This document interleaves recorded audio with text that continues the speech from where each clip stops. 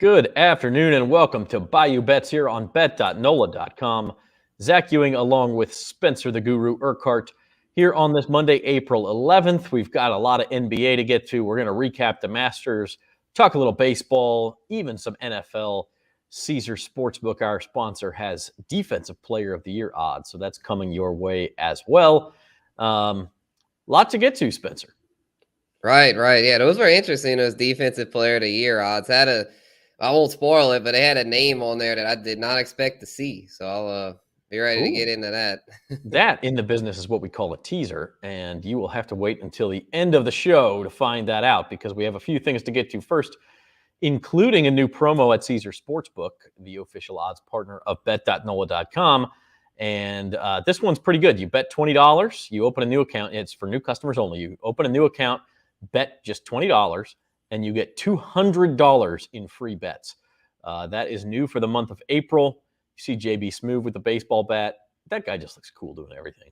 They got Caesar with the baseball bat now. You had to freshen him up now that March Madness is over. That's right. And so you get $200 in free bets that you basically can use on anything you want. Once you bet it, if you win it, it's yours. You can withdraw it. You can, you can pay for that weekend trip that you've been wanting to take, or do whatever you want to do, or just leave it in there and keep betting. All you got to do is bet $20. You get that bonus money. So go to nola.com/Caesars to sign up for that. So the Masters was this weekend, and I can't say that it was a surprise that Scottie Scheffler won because Scottie Scheffler's been winning everything lately. But he was 16-1 to win the tournament. So it paid off quite handsomely. If you took the world number one at 16-1, I mean, he was like the fourth favorite. He's behind Jon Rahm. He's behind Justin Thomas. He's behind several guys. And Scottie Scheffler just dominated. I mean, he ended up winning by 3. But as we were talking about there at the end, Spencer, he had a 5-shot lead going to 18 and kind of screwed around and lost 2 of those shots by 4-putting on 18. But he got the job done.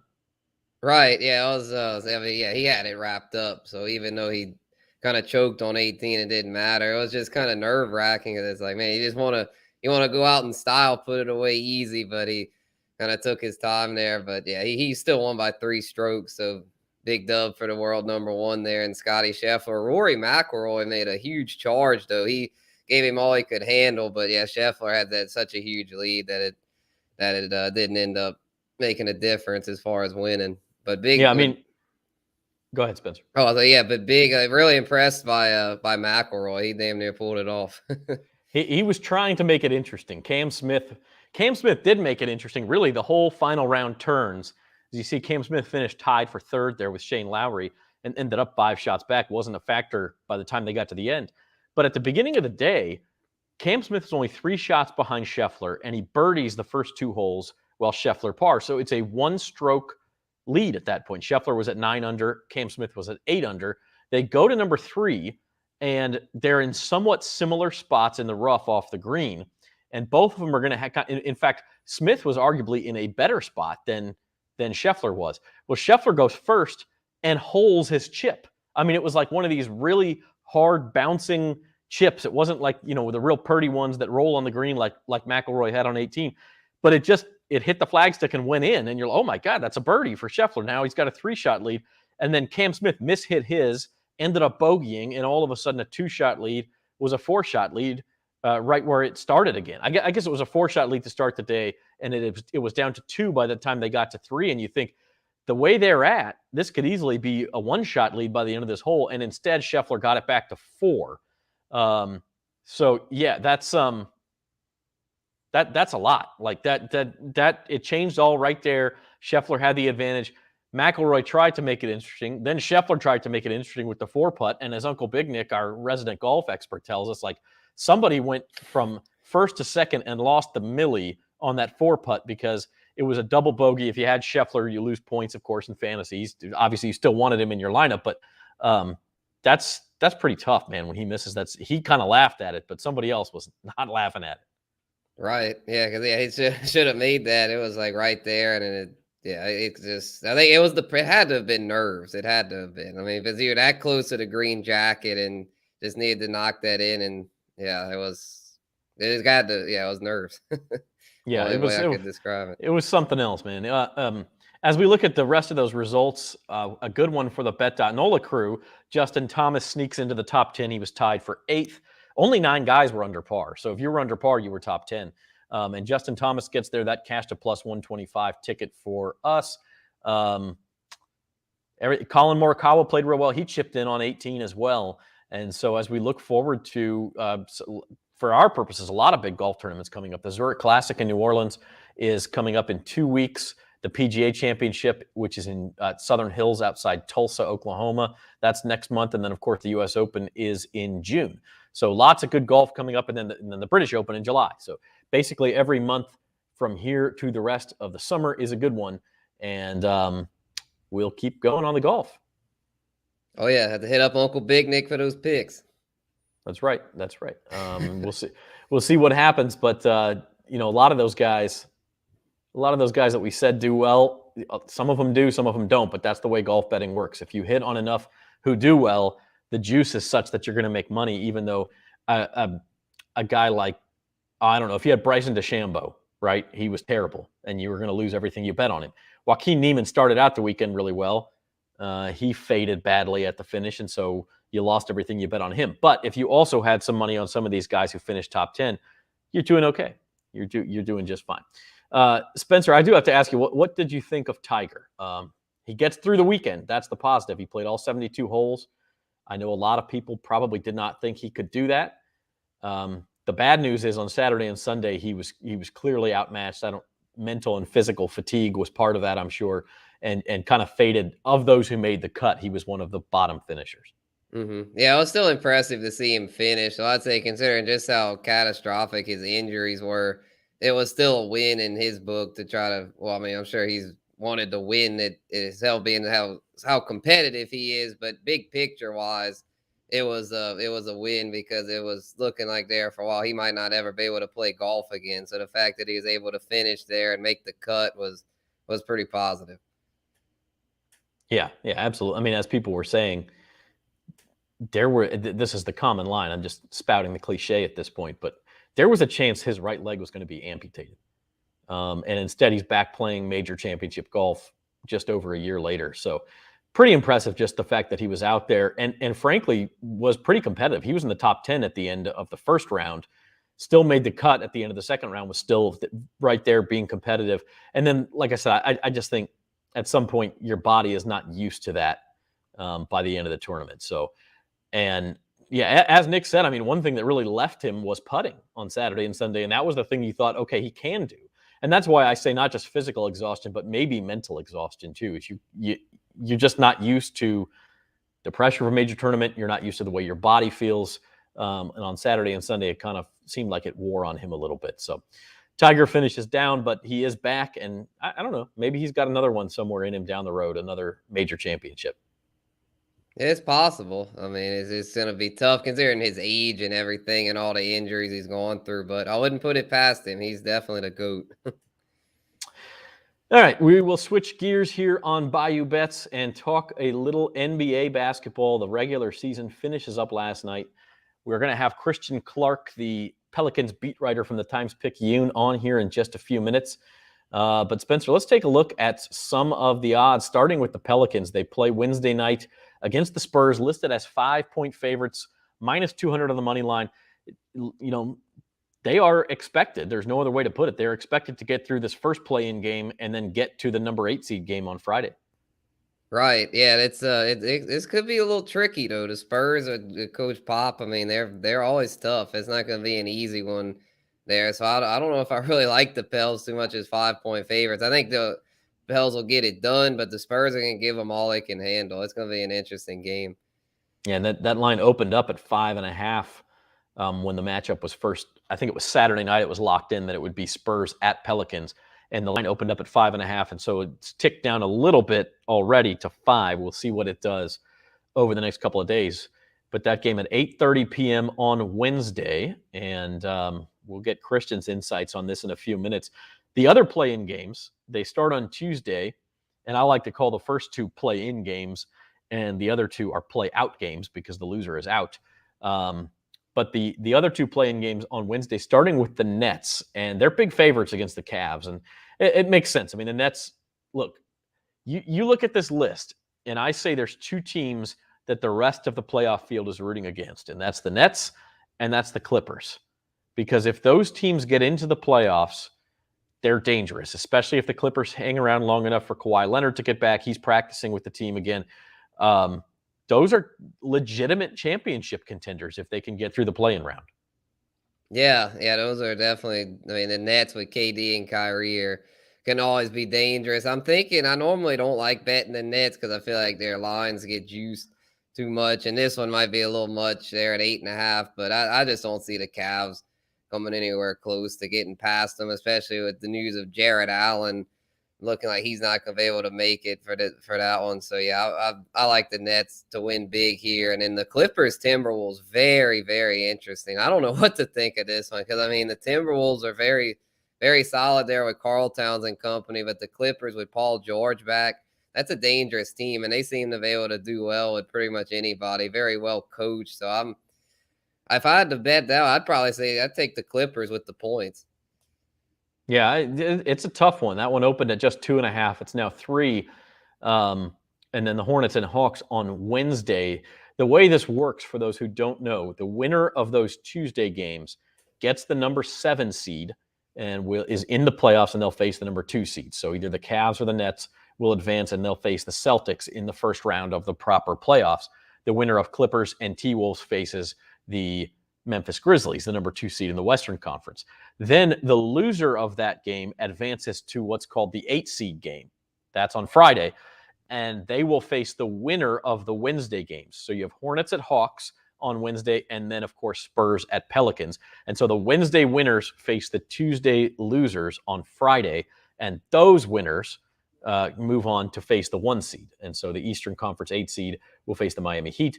The Western Conference 8 seed will face the Phoenix Suns. But yeah, as you mentioned, Spencer, that Cavs team has not been the same since Jared Allen went down with injury, especially defensively. And so I don't know if he's not going to be back. Not only do I not see them beating the Nets, I think they're in danger of then losing the Friday game as well. Right, yeah. Then because the Hornets and Hawks can both play. I mean, they both got explosive scores there. Trae Young with the Hawks and LaMelo Ball, and they had multiple guys with the Hornets. Bridges is good, so yeah, I don't see the Garland's good though for the Cavs, so they could survive. But I would think the Hornets or Hawks could very well knock them out. Yeah, I mean, listen, maybe it's just recency bias. This is probably not an analytical thing, but thinking back to what Trae Young did in the playoffs last year, it's going to be hard for me to bet against that guy in a win or go home situation. Especially, okay, it's one thing if they're facing, a top level team, Miami, Boston, Philadelphia, Milwaukee. But if they're facing Charlotte or Cleveland, I think I'm going to bet on Trae Young. Mm-hmm. Yeah, I thought he was going to do a little better this year. He's got good numbers, but it just seems like he's been real up and down, really erratic. But yeah, if he can channel that postseason magic he had last year, they could be dangerous.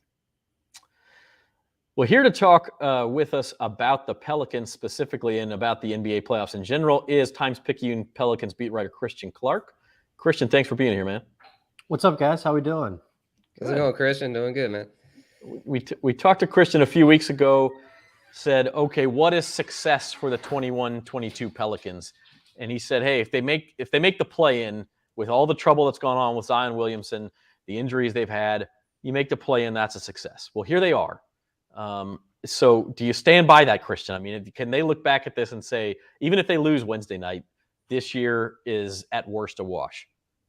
Yeah, I think they can. I mean, look, they lost more than 100 games combined with Zion Williamson and Brandon Ingram. Like Zion generated all the headlines, and rightfully so, but Brandon Ingram only playing 55 games kind of went under the radar. So to get into this play-in, I think, was a win for them. And I think for Pelicans fans, too, is especially sweet because they beat the Lakers all 3 times, and it's looking like they're going to get the Lakers top 10 pick. There's a 99.6% chance they're going to get that pick, which only conveys if it goes in the top 10. And they basically have a 1 in 4 chance that pick jumps up to the top 4. So I think that's really like the sweetener for Pelicans fans. Like, not only, were they able to recover from the bad start, but they kind of, played an important role in like sending the Lakers, to their graves, basically. Okay, Yeah. so if they're playing with house money, then to use a betting term on Wednesday, what do you think of that game? I mean, the Spurs have not been the team they've matched up the best with this season. They're 5-point favorites. How do you handicap that? Yeah, I mean, I looked at that this morning and I saw 5, and I was like, that feels like a lot. And then I thought about it and I was like, well, not really. I mean, I'm just terrified of the Greg Popovich factor. Like Willie Green is a first-time head coach. He's the third youngest head coach in the NBA. Like, I think the least experienced head coach in the NBA. And obviously, you're just going up against an absolute legend. But I mean, I think the Pelicans have the clear edge in just top end talent. I mean, the Spurs have DeJounte Murray, a guy who was an all-star, a really, really good player. But I mean, I think the Pelicans have two of the best 3 players in the game, with CJ McCollum and Brandon Ingram, and Jonas Valanciunas is a really good player. So, I think the Pelicans have the edge in talent. It's just like, oh gosh, are they going to get psyched out by like Pop, Spurs, mystique? And does that mystique even exist anymore? Yeah, I don't know that it does, but well, maybe for Willie Green it does. I mean, he's probably of the age where Pop was dominating the league. Look, so Brandon Ingram, we mentioned Zion missed all 82 games. Brandon Ingram missed 21, most of those here in the last 2 months. What's his status? I mean, can we consider him 100%? We know he's going to play on Wednesday. Yeah, I asked Willie before the game last night if the play-in was tomorrow, meaning Monday, would he play? He was like, well, I hate to get into hypotheticals, but he basically said yes. He was like, look, our plan is for him to play. Ingram missed 10 games in a row with the strained right hamstring. He missed the last 3 games of the regular season with what they said was right hamstring soreness, and he played in 5 games in between that. But I mean, I think he's going to go. Like I've seen him, playing one-on-one with Corey Brewer. Like he looks fine when he's running and jumping and cutting, when you just watch him on the sideline right now. So I think he's going to be fine. And now that we're in the playoffs, there's no such thing as a back-to-back anymore. So you get that day off no matter what. And you'd like to think the Pelicans will advance to play on Friday. And to that end, we talked just before you came on, Christian, about sort of the play-in format. What do you make of it? I kind of like it. I mean, I know it's a little bit gimmicky, but I think it keeps everybody playing longer in the regular season. You have something tangible to play for. And this week's really exciting in my eyes.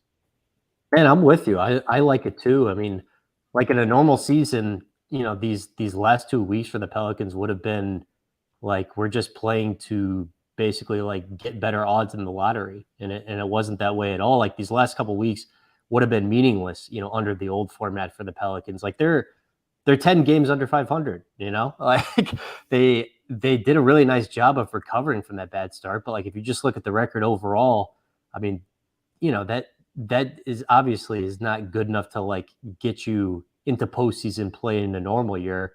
Sure. So, I mean, I think the NBA needs to do something to try to curtail tanking. And this does to a degree. I mean, you're going to always have a handful of tankers like Portland, Oklahoma City, a couple of those teams this year, but it really did, help that issue a little bit, I think. Clippers and Timberwolves are both, either one would be a pretty salty opponent for Friday's game. Pelicans would be on the road. They would be an underdog against either one. Either of those matchups you think is easier for them? They did beat the Clippers 2 out of 3 this year, I believe.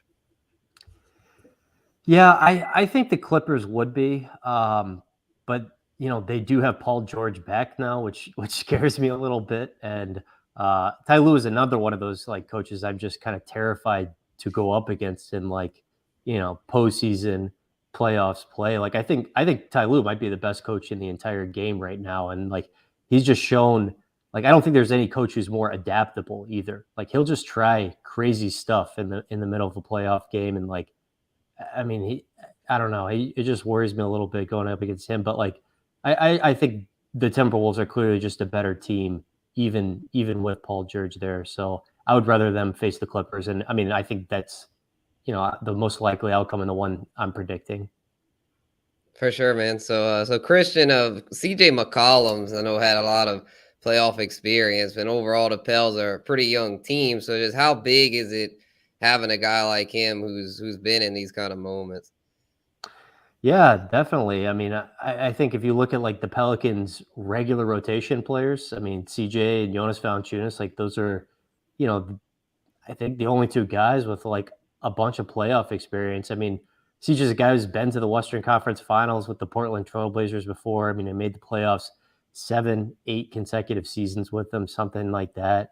So, you know, I feel a lot more confident in the Pelicans going to this game with him on board than I did, you know, with the roster before he was here. But yeah, man, I mean, he's just been unbelievable in these 25 games with the Pelicans. Like I had high hopes, and he's kind of exceeded what I thought he was capable of. Scott Kushner wrote a column earlier this week about how the Pelicans got here after that 3-16 start. It's just totally lost in October and November to now being not just in the play-in, but honestly, they've been playing like one of the NBA's better, maybe top 10 teams over the last 2 months. Was there a turning point for you? Scott's point was that it all happened sort of slowly. Did you notice a point? I mean, because they were playing better before McCollum got here. It's easier to point to that. But looking from the outside in, I think it started before that. Yeah, I think so. I mean, I kind of look at it like 2 different points. I mean, they had this game after they were 3-16 where they played the Wizards, and you know, Willie Green threw Josh Hart and Herb Jones in the starting lineup, and that was a lineup combination that worked. Like he found a 5 that worked. Like Josh Hart started getting more minutes, Herb Jones started getting more minutes, and you know, that was kind of when the turnaround started. And then I think when they got CJ, like they went up a level, you know, even more. I mean, if you just look at the record with Ingram and CJ in the lineup after the All-Star break, I think it's 8-2, 9-2, and the net rating after the All-Star break too. You know, they're in the top 10. So, I mean, I think like you can make a case that when CJ and Brandon are both healthy, like they might be legitimately good. I mean, you know, they've only had both of them for I don't know, 15 games, something like that. But those are kind of the 2 points I look at. Question needs to be asked, and I'm sure you're tired of answering it. Is there any chance we see Zion Williamson playing a game at some point this week or beyond? This season? This season. Okay. I think highly, highly unlikely we see him in either of these play-in games. You know, based on the conversations I've had in the past few days, I think if the Pelicans were somehow able to win both of these games, get to a first-round series against the Phoenix Suns, maybe there's a possibility we could see him then. But I don't think we're seeing him in either of these play-in games. Okay. What about moving forward? I mean, let's look at next season, because this is a team with pretty much everybody coming back next year, and then you add Zion to that mix. You add a top 10 draft pick most likely to that list. How does Zion fit on this roster, and how do you handicap the Pels' chances next year? Yeah, I mean, like on paper, it's a really interesting, talented team to me. I mean, we'll see if it works out that way.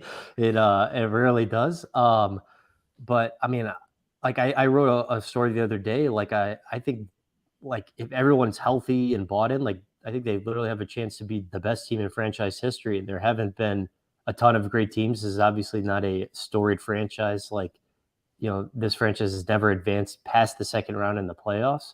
But to me, the idea of rolling out a starting 5 of CJ McCollum, Herb Jones, Brandon Ingram, Zion Williamson, and Jonas Valanciunas, like that's a lot of talent, especially on the offensive end. And, you know, you've got some nice pieces off the bench, Trey Murphy, Jose Alvarado, Larry Nance. Like, I like that team on paper a lot. But, yeah, it's just on paper. Yeah, and then add a top 10 pick to that too. Yeah, definitely. So, yeah, more depth to it, or you can swing a trade or whatever you might need to do. All right, Christian, before we let you go, let's take a look at the playoff series, the ones that we know anyway, and some of the odds for them. There we go. And 76ers were actually a stronger favorite. Of course, Matisse Thybulle can't play when they're on the road in this series. He's not vaccinated. Bucks are big favorites. The Warriors, Nuggets, interesting series. I know you follow the Nuggets. And then Jazz Mavericks, the price is off because we don't know the status of Luka Doncic and his calf injury right now. Yeah, I think Nuggets Warriors is really interesting because, I mean, the Warriors are, I mean, they're more talent, obviously, like 1 through 10. But I think their biggest weakness as a team is that they can kind of get beat up by talented offensive centers, and obviously that's the Nuggets' biggest strength. Like they have the most talented center on the offensive end in the entire game. So, how do they stop Jokic? Like even if Jokic goes insane, like 35, 10, and 10, like can the Nuggets even win then? Do they have enough? I don't know. And then, man, Raptors 76ers is really interesting too, because James Harden has not looked good. It has not looked good so far, after that trade. And it's like he's facing a lot of pressure. I mean, I think he's like, one of the players facing the most pressure in the playoffs to perform and do well. Like it's gonna be ugly if it doesn't go well in the playoffs for the 76ers. Yeah, I mean, I look at that price and I think there's a lot of smart people who maybe think it won't, because if you were just creating odds in your head, you'd have the 76ers as a stronger favorite than that, I think. Spencer, what do you think? Let's bring those prices back up. Does the guru see any upsets here? Yeah, I like the Nuggets there because, I mean, Curry's probably, if he's back, he might not be his old self, be rusty a little bit coming off an injury. And yeah, and the Warriors, I know they've got more depth, but with Jokic, man, it's just the Nuggets have that superstar, and I don't see the Warriors been able to slow him down. So maybe their depth will prevail, but I would throw a little bit on the Joker in Denver. And by the way, since this slide was made up, they have hung a price at Caesars for Jazz and Mavericks. It's actually the Jazz, which does not have home court. They're favored at -145, and the Mavericks +125. And if anything, that tells me that they think Luka's going to miss some time. There was like an injury expert who put up the stat last night. Like he keeps this whole database of like calf strains, and I think like the average missed time for a calf strain, it varies, but it's anywhere between like 3 and 16 days in the regular season. So yeah, I mean, obviously not great to have that injury going into the postseason, especially when you depend so heavily on that guy. I mean, like they don't have another star to like carry the load to get them through that. Yeah, I mean, I think for me, and now if Dallas survives, Luka may be able to come back for the second round. But if I'm the Suns, I'm pretty happy with the way things are shaping up, because the Warriors and Nuggets and Grizzlies, who have been red hot, are all on the other side of the bracket. And then whoever wins between the Clippers and Minnesota is on the other side of the bracket. So it kind of sets up for them to make another run.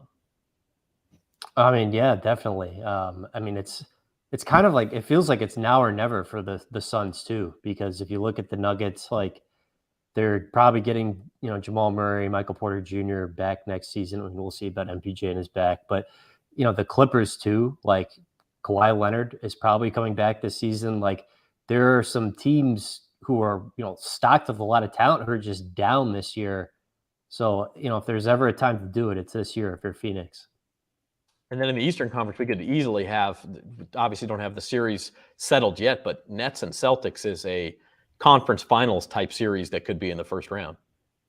Yeah, that's going to be incredible. I mean, if you just look at the Nets record with Durant, like it's really, really solid. Like I understand why, some teams were trying to avoid them early in the bracket. But yeah, that's going to be incredible. I mean, especially, like the Robert Williams thing too. Like that was really significant to me. I mean, I think like if he was fine, I mean, maybe I would have like picked Boston to go to the finals. Like I like their chances a lot, but that really changes things for them, I think. Yeah. So Christian, I gotta ask you about the Grizzlies, man. I don't know how they do it. They have these role players and Jaws back, but they just look so freaking good. Like they just dominate people. Like, do you think that's a team that could be a potential finals contender? I'm a Grizz believer. I know like they're not the most experienced. I mean, like they played in the bubble play-in, won the play-in last year, but I'm a Grizz believer, man. I mean, like, I think the question for them is, can they score when the game slows down? I think they're 22nd in half court efficiency. I think they can do enough, like with Ja, with Desmond Bane in the half court. And I just like the way I mean, I just think the way they play is fun too. Like they just completely dominate the interior of the paint, and then they just get on the break and like dunk on your head. I love it. I mean, I don't think there's any team I enjoyed watching more this year than them. It'd be a real interesting matchup if it's Memphis and Minnesota, honestly, because you have Towns in the paint and how Memphis would counteract that. But anyway, it's setting up well. And Kristen, we appreciate your time. Tell you what, if the Pelicans have a good week, we may talk to you next week. Oh yeah, that'd be great. How are you guys feeling about Wednesday? I think they survive Wednesday. I don't, when we talk about point spread, 5 point, I don't know. Don't know if I feel that strong, but I do think the Pelicans survive Wednesday. I expect, and maybe this is a question for you too. I mean, I expect that arena to be full on Wednesday and a good atmosphere. Yeah, I think it's going to be crazy. I mean, I think they already sold out. Maybe last night. I mean, but I think the best atmospheres I've seen since I've covered the team is my third season, where the 80 return game and Zion's debut, and I expect it to top both of those. And as far as Friday goes, I would be less optimistic. Let's put it like that. Yeah, get that. That's the easy answer, but that's probably the right one. All right, Christian Clark, Pelicans beat writer for the Times-Picayune. You can read his stuff on NOLA.com. He will have you covered this week for the play-in game or games and then beyond. Thank you, Christian. Thanks, fellas. Thanks, Christian. So Christian Clark, always good to have him on. You're watching Bayou Bets on bet.nola.com and our Facebook and YouTube pages. Feel free to leave your comments or questions, and we will get to them as they come in.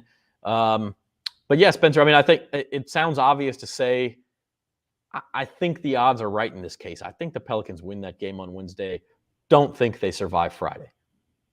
Yeah, I'm gonna say, for Wednesday, I'm gonna say Pels by 6. So I'm not feeling too good about them covering, but I think they'll be able to do it barely. So I wouldn't lay a whole lot on them, but I'd maybe throw a little bit because I feel like they're more than capable of doing it with a healthy McCollum and Ingram.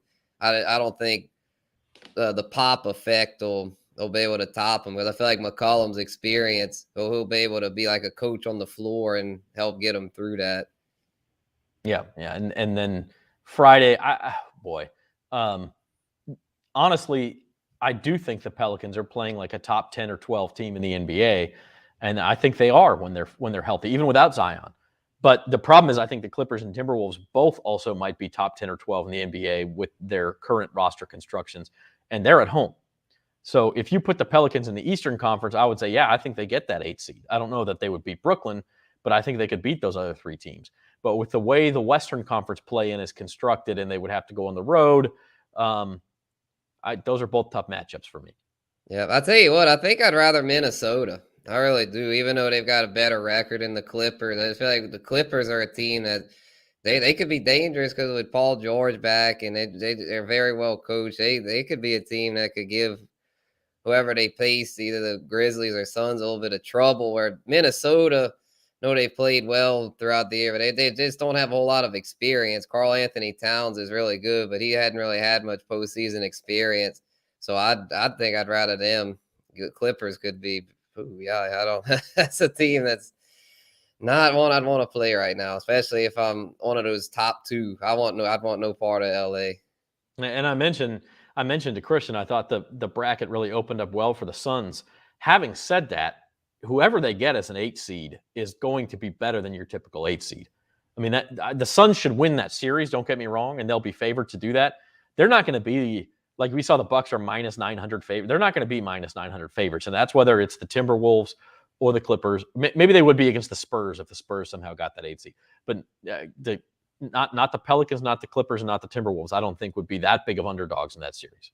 Yeah, boy, I tell you what, the Bucks got lucky with that draw. I feel like they got real lucky because they were supposed to get the 2, it was looking like, but then they ended up at 3. And the Bulls, I was liking the Bulls there for a while, but the Bulls have really just run out of gas down the stretch. DeRozan's magical runs kind of run out. Levine's been injured. Their Lonzo Ball's done. So yeah, Milwaukee got really lucky. If they might be able to go back to the finals. I mean, the Nets and the Celtics will give them trouble whoever they get, in the next round, but they get a really good break as far as not having to be challenged too bad in the first.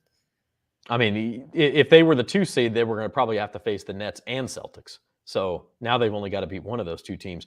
But you know what? Full credit to the Celtics, who went out and they beat Memphis yesterday to get the 2 seed. Certainly didn't have to do that. They didn't have to play starters. They could have, quote unquote, tanked that game. I don't know if you really go out and tell your players to lose, but you just don't play your better players. You lose that game and accept the 3 seed. But Boston went out and played for it and said, we don't care. We'll face anybody. And maybe that'll cost them and they'll get knocked out by Brooklyn. But, full credit to them for going out there and doing it. Yeah, I think that was smart because now they'll get, if they're at that 2 seed, and if they get past Brooklyn, they'll get home court against the Bucks. So I definitely don't blame them for trying to get it.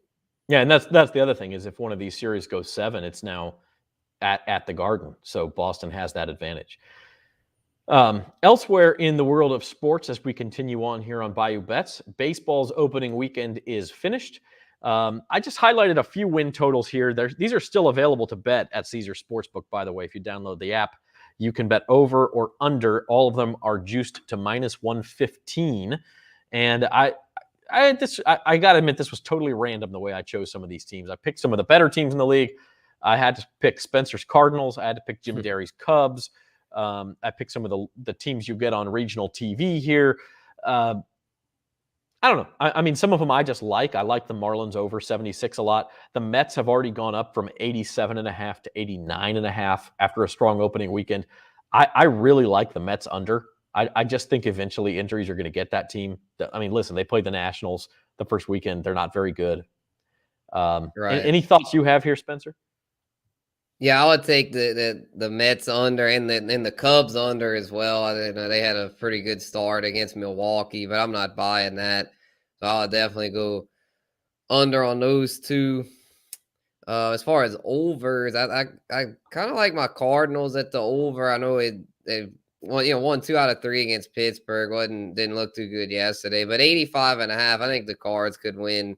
I don't know if they'll quite reach 90, but I think they'll win somewhere between 85 and 90 games. And then the Braves at 91.5, I think should go over considering their division. It's not terrible, but they got the Nationals that are kind of a whooping boy, and the Marlins are.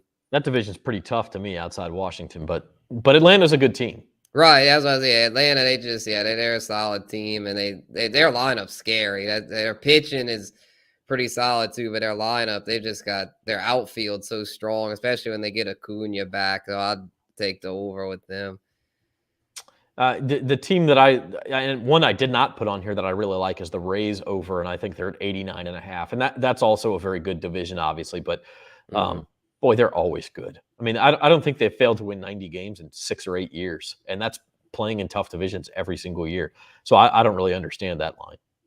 Right, yeah. And then the Yankees at 91.5 probably would have to go under there. I know they've got a good lineup, but I don't like their pitching. I feel like their pitching, their rotation's very vulnerable outside of Garrett Cole. I mean, heck, even Garrett Cole didn't look too good on opening day. I know he should have a good year overall, but ever since that sticky stuff thing last year, he hadn't been quite the same.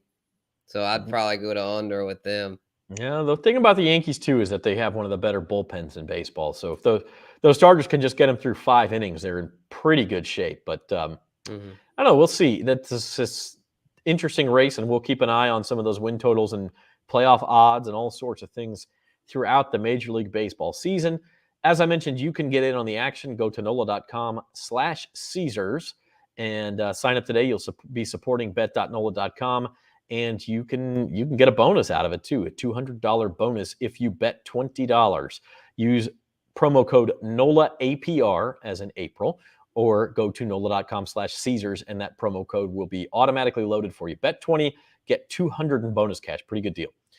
All right, as promised, we're going to talk a little NFL futures action. We're going to try to pick one of these out pretty much every week on our shows. This week we've got Defensive Player of the Year. These odds just popped last week on Caesars.